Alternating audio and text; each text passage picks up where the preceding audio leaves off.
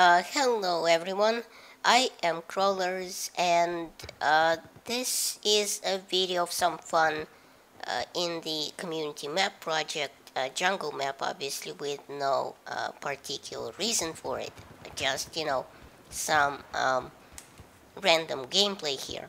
I am playing with the new temporary added incendiary for the crossbow that DICE added as a fun little item in CTE, and honestly I don't think this will make it to the vanilla game, and frankly there's no reason for that. I mean it's ridiculously and utterly useless, but tons of fun just like all the other arrows, but at least the other arrows have some kind of, purpose, some kind of kill potential. These ones don't seem to have any at all. And the incendiary, for example, seems to work exactly as, well, the mechanics of an incendiary grenade work in vanilla, dealing about 15 damage on a direct hit and then exploding and burning for a bit. And obviously it burns so slowly, so as to get an actual kill with it is pretty unlikely, but it's fun nonetheless. You shoot the arrows at people, helps set a bunch of fires to the jungle, and I even set a fire once to a full fire extinguisher on that was on the side of the house. And at that time, when the fire extinguisher was burning up, I was just thinking, where's your god now? Because it's a fire extinguisher and it's on fire. But it's just a fun little addition to the game. It's just to make it a little bit extra fun for the CTE crowd that's been testing DICE's new projects and things like that. And people seem to be, hating on DICE whenever they add anything like this to Battlefield 4. Something useless like the Halloween masks and, things like the Christmas snowman and so on. And, they always start yelling on battle log, fix the game before you add things, But really, they're just trying to be salty trolls who don't really have a reason to yell at DICE. I mean, them adding these things, they're fun, yes, but it's really not taken away from their fixing the netcode or the game or the, glitches or the bugs or anything like that. Firstly, because, reskinning an arrow or C4 takes a few hours or minutes, whereas fixing a bug in the netcode could take weeks. And secondly, because different teams of people are working on different projects. Artists aren't working on the netcode of the game, and just like your mechanic isn't also your heart surgeon. So it's silly to think that the same people work on all aspects of the game. And I'm obviously playing on the jungle map right now, as you can see, and the map is fun and looks very, very good, as you can see. And they have updated a bit, quite a bit on the graphical side of things. Moved the temple yet again, also moved the logging camp such, a bit closer to town, as they've put it. And they've removed the tank from flag C, as you can see, because that sort of skewed gameplay, it was always leaning the match towards one side, as one team, once they got the tank, they started bombing around with it, and it pretty much guaranteed a win for that team. And while I'm not exactly agreeing with this decision, as I like the asymmetrical gameplay, I think it made things move faster, as both teams were always fighting over control of flag C. And frankly, with the AT mines and such in the thick jungle type situation, it was pretty easy to get rid of the tank with some sneak attacks.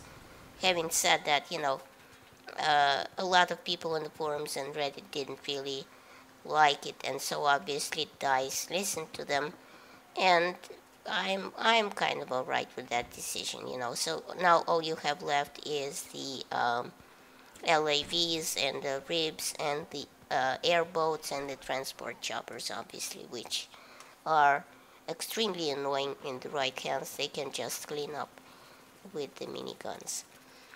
DICE is also fiddling around in some other areas, most notably different game modes that might suit this map.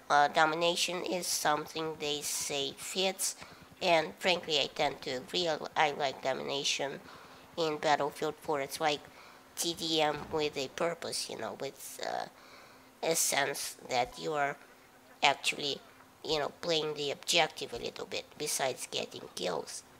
So right now they are looking, DICE is looking for feedback on soldier collision, exploits, cover issues, you know, bad spawns, bad destruction, and so on. They're also opening up the floor towards areas for naming the new map. Something that's been pitched quite successfully is Harau Valley on Reddit, and actually, this is a real place in Indonesia. Also, variations on the name like Meltdown at Harau Valley and Takeover of Harau Valley have been, you know, floated by people smarter than me.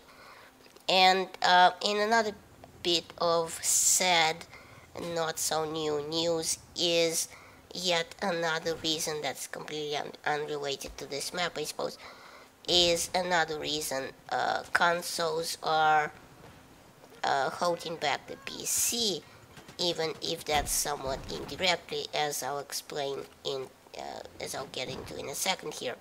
It has to do with a tweet by DICE a few times now and before now even, and one of the last tweets, one of the later tweets, where they said that the night maps are, quote, 99% done but won't run on the Gen 3 consoles because of the dynamic lights, you know, that the new night maps are just, quote, too big to be fitted into a console patch. And obviously Sony and Microsoft being super protective of their consoles and, you know, placing very harsh restrictions on content like patches and whatnot isn't too shocking. But what is shocking is that big publishers seem to not understand, or rather not care, that consoles, no matter how powerful, you know, will always be holding back PC gaming.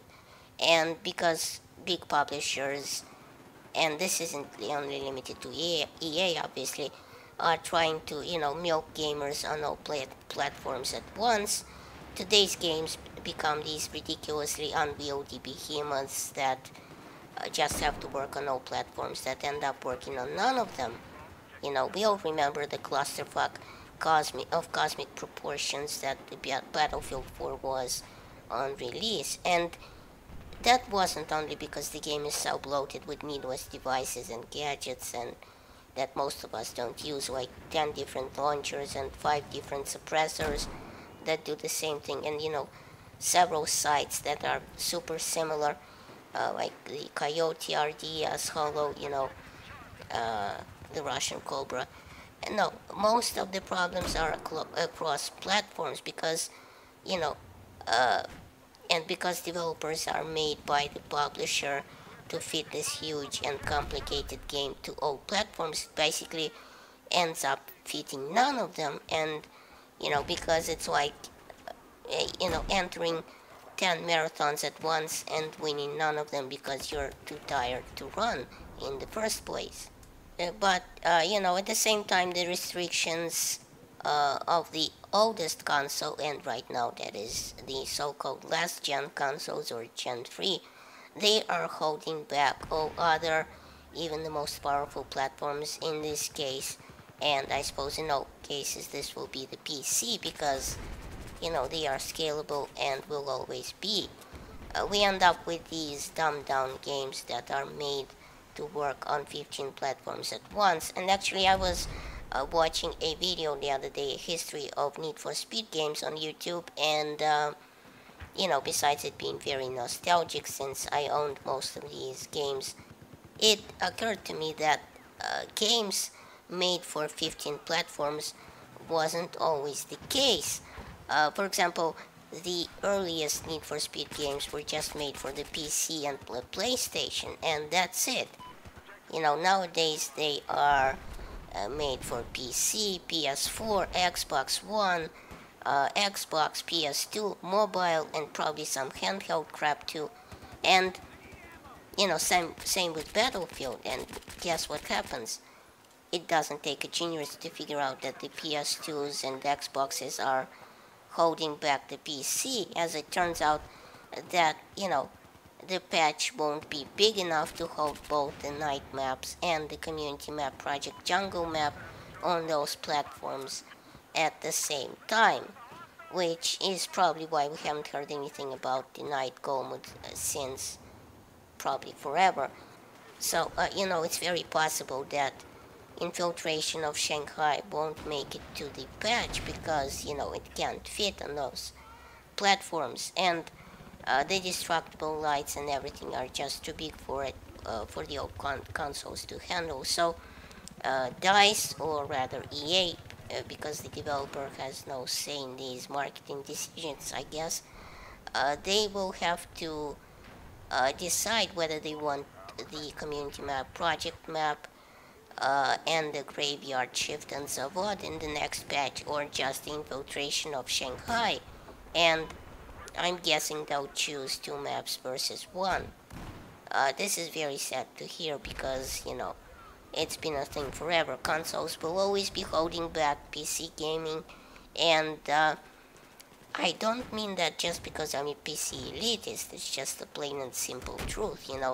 You can't do anything with a console whose hardware and restrictions on the manufacturers put on developers rather, are so harsh.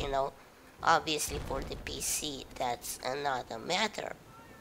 And so I'm very much hoping this will mean that these maps will eventually come to PC, even if they can't run on the Gen 3 consoles, because these maps are really great, not night maps especially, although the jungle map is pretty cool.